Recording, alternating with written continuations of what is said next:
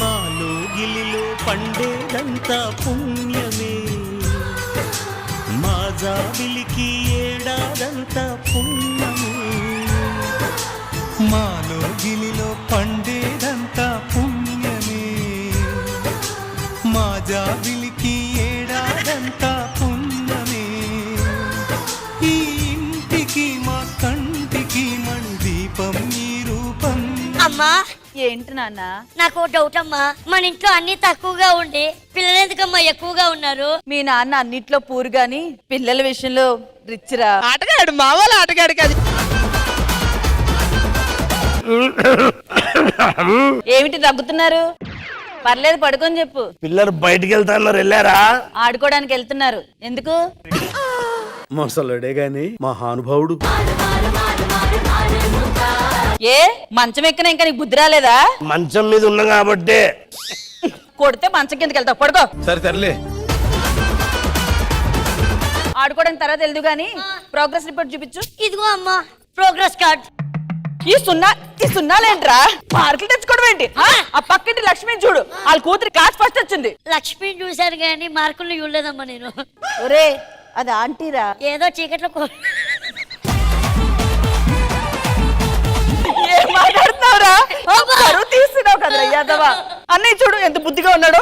అమ్మా నాకు డౌట్, నన్నంటే ఇలా కన్నావు, అన్నయ్యను కూడా నా సేమ్ హైట్ లో ఎలా కన్నావు అమ్మా? అన్నదమ్ములంటే సమానంగా ఉండాలని. ఎత్తుగా పుట్టే బాబుని కనడానికి మనం ఏమైనా రిచ్చా పేదోళ్ళం రా. ఏం చెప్పావురా? అరే తమ్ముడు, మన ఇంట్లో దరిద్ర లక్ష్మి ఉందిరా, మన అందుకనే మన బతుకులు ఇట్లా తగలేడ్డి.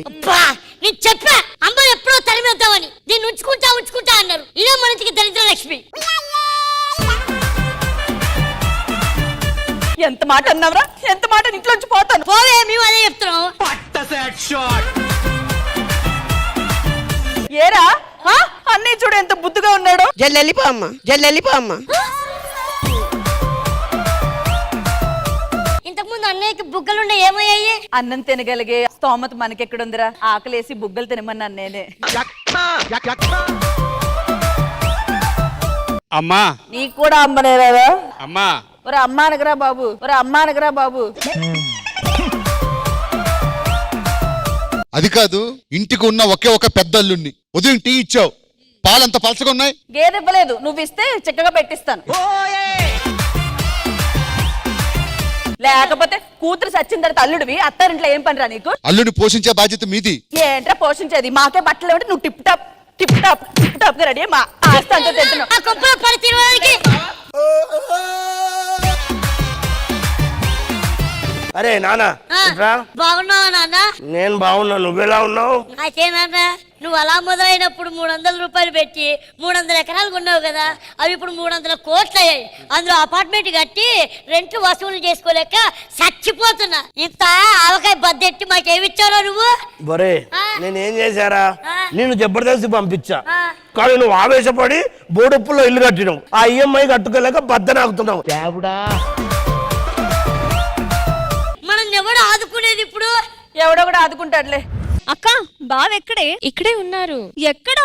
సరే బావ వచ్చేలోపు మనం ఐస్ క్రీమ్ తినేసొద్దాం రా. ఉండే బావొస్తారు. సరే కూల్ డ్రింక్ అయినా తాగొద్దాం. ఉండే బావొస్తాడు. వస్తాడు ఎప్పుడు వస్తాడు? సరే కానీ నువ్వు ఫస్ట్ కేసు ఎప్పుడు పెట్టుకున్నావు? 8th స్టాండర్డ్ లో, బట్ బావ కాదు. నువ్వు సూపర్ రా. సరే కానీ అక్క బావ వచ్చాక బావ ఎక్కడికి వెళ్దామన్నా నాకు ఓకే. ఒక్క నిమిషం. ఓకే బావా. హలో, ఆ పిల్లలో 1 కోటి రూపాయలు పెట్టండి రా, నేను పడుకుంటే మెత్తగా ఉండాలి. అలా ఏంటి, కుక్క గోల్డ్ బిస్కెట్లు తినట్లేదా? డైమండ్ బిస్కెట్లు వేసేయండి. ఓకే పెట్టే. కుక్కకే గోల్డ్ బిస్కెట్ తినిపిస్తున్నాడంటే మా అక్కకి ఏం తినిపిస్తాడు? మీ అక్కకి తినిపించరాలండో. ఆటగాడు మావాళ్ళ ఆటగాడు కాదు. సరే గాని బావా, నీ కోసం పులిహార చేశాను, దద్దోజనం చేశాను, బిర్యానీ కూడా చేశాను బావా. చెప్తే అర్థం కదా? మీ అక్క ఉండగా నేను అవేమి తిన్నాను. నువ్వు చాలా కంట్రీలో ఉన్నావు బేట. ఇవన్నీ కాదు, మీ ఫ్యామిలీ ఎక్కడ?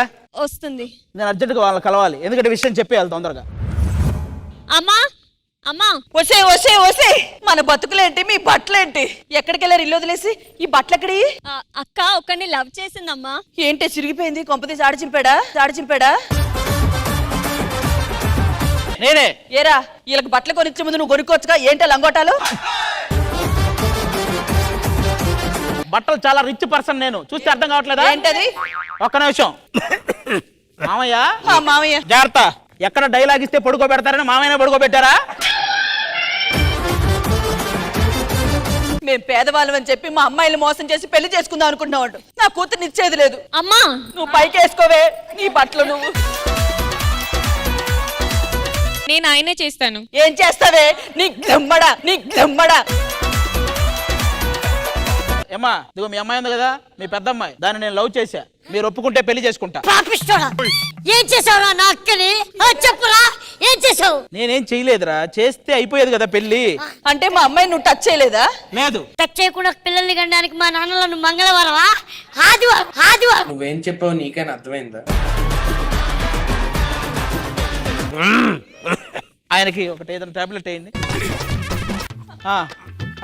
మింగి మింగి మింగి అది కాదు, షో నుంచి.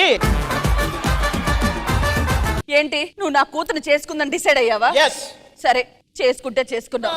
నా కుటుంబాన్ని మొత్తం సెటిల్ చేశాక అప్పుడు దాన్ని పెళ్లి చేసుకో. దానికోసం ఏమైనా సెటిల్ చేస్తా. సరే, మీకున్న బాధలన్నీ నేను సెటిల్ చేస్తా. ఆ తర్వాత మీ అమ్మాయిని పెళ్లి చేసుకుంటా. బావా మరి నా పరిస్థితి ఏంటి? ఆ తర్వాత నీ సంగతి కూడా చూస్తా. ఒక్క నిమిషం.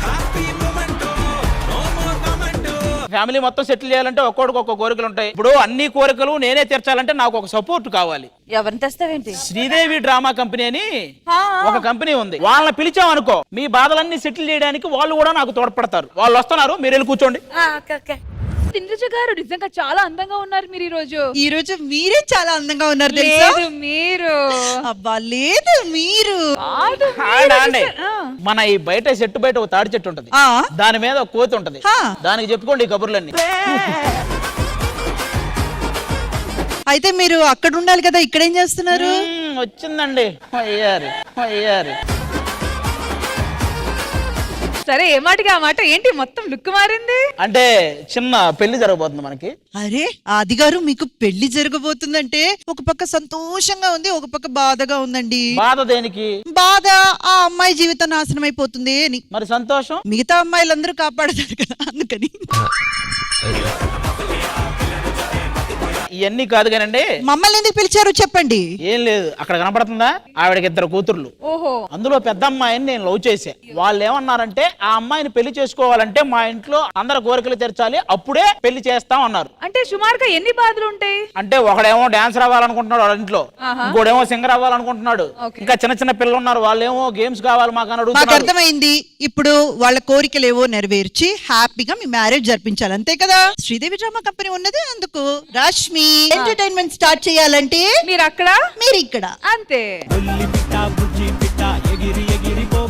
సరే, ఇప్పుడు మీ కోరికలు అలాగే మీరు పెళ్లి చేసుకోబోయే అమ్మాయి ఫ్యామిలీ వాళ్ళ కోరికలు తీరాలంటే మా శ్రీదేవి డ్రామా కంపెనీకి సంబంధించిన కొంతమంది ఉన్నారు, వాళ్ళని కూడా పిలిచేద్దాం. Okay, so let's welcome my Sridevi drama company.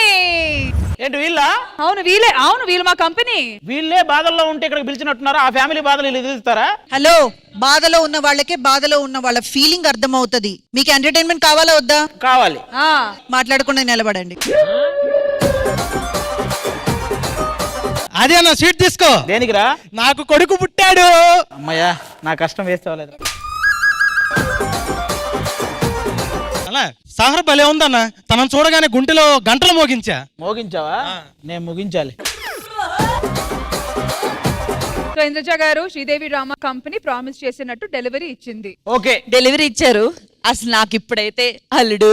అబ్బా, ఆ మాట ఎంత బాగుంది. ఏమే ఆగాగు, నా కూతుర్ని ఇప్పుడే నీకు ఇచ్చేయాలని ఉంది నాకు. కానీ అంతకంటే ముందు ఎందుకో ఇన్ని సెగ్మెంట్లు చూసాక ఇంకొక సెగ్మెంట్ చూడాలి. ఇంకొక సెగ్మెంట్? మన దగ్గర కావాల్సినంత. హలో రే, ఇంకొక సెగ్మెంట్ అంట, ఒక 30,000 పంపించు. ఏంటి మొత్తం డబ్బులన్నీ అయిపోయినాయా? మీ పేదరికం పోగొట్టడానికి వచ్చి నేను పేదవాన్ని అయిపోయానా? సర్లే, ఎలాగో మీ బాధలు తీరినాయి కదా, అమ్మాయిని ఇచ్చి పెళ్లి చేస్తే. నా కూతుర్ని పేదోడికి ఇచ్చి పెళ్లి చేయనమ్మా. దరిద్రం రండ్రా. ఏంటి అమ్మాయి కూడా? మరి ఉన్న డబ్బులన్నీ వాళ్ళని పిలిపించడానికి వీళ్ళని పిలిపించడానికి వాటికే అయిపోయినాయి. అయితే మాకు డబ్బులు మేము ఎంటర్టైన్ చేసాం కదా ఇంతవరకు.